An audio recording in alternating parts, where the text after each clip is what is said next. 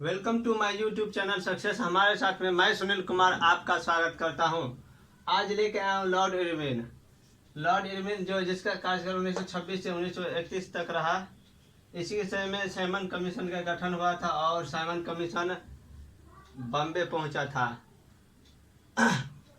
3 फरवरी 1928 ईस्वी को Simon commission Bombay पहुंचा था। 8 अप्रैल 1931 ईस्वी में दिल्ली के केंद्रीय सभा में भगत सिंह बटुकेश्वर दत्त द्वारा बम फेंका गया था। जो संसद भवन चल रहा था उसमें बम फेंका गया था बीच में। ये मारने के उद्देश्य से नहीं, जगाने के उद्देश्य से फेंका गया था और वहीं पे गिरफ्तार कर लिए गए थे और 23 मार्च 1931 को उसको फांसी दी थी। लॉर्ड इरविन समझौता, गांधी इरविन समझौता हुई थी, उसमें गांधी जी ने लॉर्ड इरविन का शर्त मान लिया था और उसको फांसी हो गई थी। बाल विवाह प्रतिबंध अधिनियम 1929 पारित हुआ, जो 28 सितंबर 1900 ईस्वी को imperial legislative council of India में पारित हुआ था। इसके नेतृत्व में इसका जो नियम था वो था कि लड़की का उम्र 14 साल और लड़का का उम्र 18 साल, विवाह की जो उम्र होती है वो रखा गया था। बाद में जाकर के इसको 18 और 21 कर दिया गया, जो लागू 1 अप्रैल 1930 को लागू हुआ। यह केवल हिंदुओं के लिए नहीं बल्कि ब्रिटिश भारत के सभी लोगों के लिए था। इसके जो हरविलास शारदा थे, इसको शारदा अधिनियम भी कहा जाता है। हरविलास शारदा के नेतृत्व में ये इसके अग्रणी थे। इसके जैसे राजा राम मोहन राय द्वारा जो सती प्रथा था उसके किया गया था, मतलब सहयोग से, वैसे ही ये इस अधिनियम को सहयोग करने में, मतलब मेन डिपार्टमेंट प्रायोजक थे, जो नहीं कहता है प्रायोजक फलना प्रायोजक समय, मतलब इसके जो हेड ऑफ डिपार्टमेंट हेड है, तो इसीलिए इसका नाम शारदा अधिनियम रखा गया था। हरिविलास शारदा इसके प्रायोजक करता थे, मेन थे, यही एक्ट लेके आए हुए थे। तो 1927 में देशी रियासतों और अंग्रेजों के बीच संबंधों की जांच के लिए हार्टोग बटलर के अध्यक्षता में बटलर कमेटी का गठन किया गया था।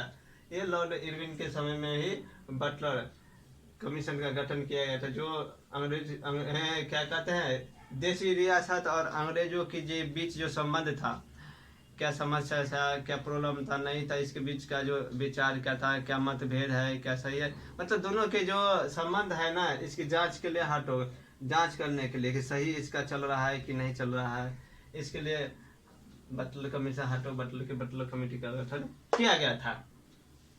देशी रियासतों के संगठन को नेंद मंडल के नाम से जाना जाता है। इसका गठन 1921 में हुआ था। देशी रियासतों के गठन को नेंद मंडल के नाम से जाता है। इसका गठन 1921 में था। हाँ, इसके बाद ये देखिए 64 दिन के भूख हड़ताल जो किया था जेल में, उसमें जतिन दास नामक क्रांतिकारी की जो मृत्यु हो गई थी, 13 सितंबर 1900 ईस्वी को इसकी मृत्यु हो गई थी। 64 दिन तक जो उसमें जो अच्छा खाना नहीं देते थे, पेपर नहीं देते थे पढ़ने के लिए सही से, इसके लिए 64 दिन तक क्रांतिकारियों ने हड़ताल किया था, भूख हड़ताल किया था। उसमें जतिन दास की मृत्यु हो गई थी भूख हड़ताल के कारण।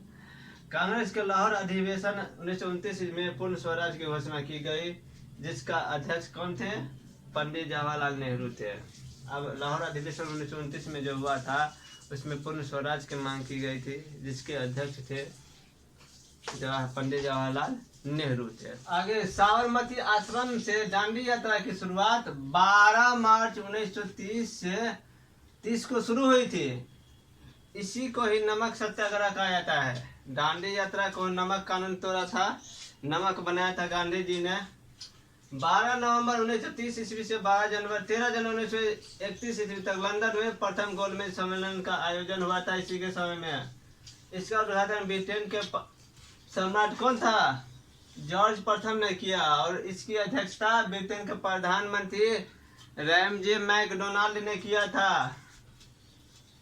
रैमजे मैकडोनाल्ड ने किया था। और गांधी जी के ही समय में, लॉर्ड इरविन के समय में ही गांधी इरविन समझौता हुआ था, जिसमें यह दस्तखत हुआ था, दोनों के बीच समझौता हुआ था, शर्त हुआ था कि जो भी निर्दोष सत्याग्रही है उसको छोड़ दिया जाएगा, आंदोलनकारी उसको छोड़ दिया जाएगा। लेकिन राजगुरु सुखदेव और भगत सिंह को फांसी की सजा मिल गई। इसी में अब क्या हुआ दोनों के बीच नहीं हुआ वो तो मालूम नहीं, लेकिन लोग कहते हैं, इतिहासकार कहते हैं कि गांधी जी चाहते तो राजगुरु सुखदेव और भगत सिंह को बचा सकते थे, लेकिन उनके शर्त को मान लिया और तीनों को फांसी हो गया 23 मार्च 1931 को। इसके बाद आप चलिए लॉर्ड वेलिंगटन 1931 से 1934 तक इसका कार्यकाल था। गांधी इरविन समझौते के बाद द्वितीय गोलमेज सम्मेलन में भाग लेने के लिए गांधी जी लंदन पहुंचे। द्वितीय गोलमेज सम्मेलन 7 सितंबर 1931 से 1 दिसंबर 1931 तक चला था।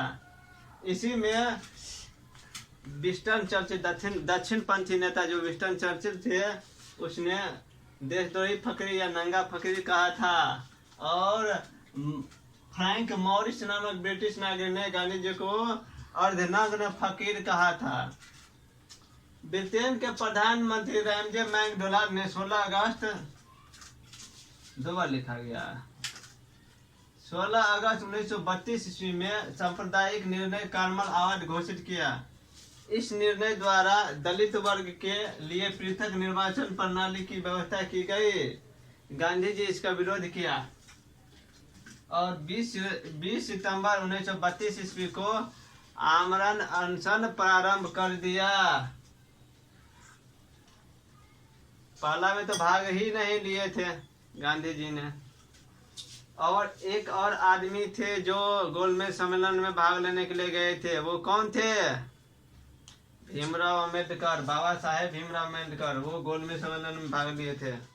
आगे इस समय के समाधान के लिए 26 दिसंबर 1932 ईस्वी को गांधी जी और अम्बेडकर के बीच पूना में एक समझौता हुआ, जिसे पूना समझौता के नाम से जानते हैं। पूना समझौता कब हुई थी? तो 26 सितंबर 1932 हुई थी। क्यों? क्योंकि वहाँ पे पृथक निर्वाचन के लिए जो दलितों के लिए एक दे दिया था, तो उसी में गांधी जी ने विरोध किया था। तो उसमें क्या कहते हैं, भीमराव अम्बेडकर ने, B.R. अम्बेडकर ने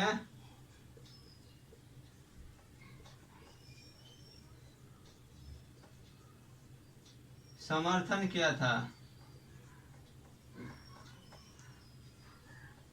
उसका समर्थन किया था, और महात्मा गांधी ने उसका विरोध किया था। 1 जनवरी 1932 ईस्वी गांधी जी ने द्वितीय सविनय अवज्ञा आंदोलन की शुरुआत कर दी, घोषणा कर दी, और तृतीय गोलमेज सम्मेलन का बहिष्कार किया गया। तृतीय गोलमेज सम्मेलन में भाग नहीं लिया कांग्रेस ने। तो अब बच गया लिथगो, बेबेल, माउंटबेटन, 3 को गवर्नर जनरल और है मतलब वायसराय। उसको अगले वीडियो में ख़त्म कर देंगे। इसके बाद स्वतंत्रता संग्राम की शुरुआत करेंगे और 1857 की क्रांति से, और फिर चलेंगे कहाँ तक, तो माउंटबेटन योजना स्वतंत्रता तक, जब 1947 तक।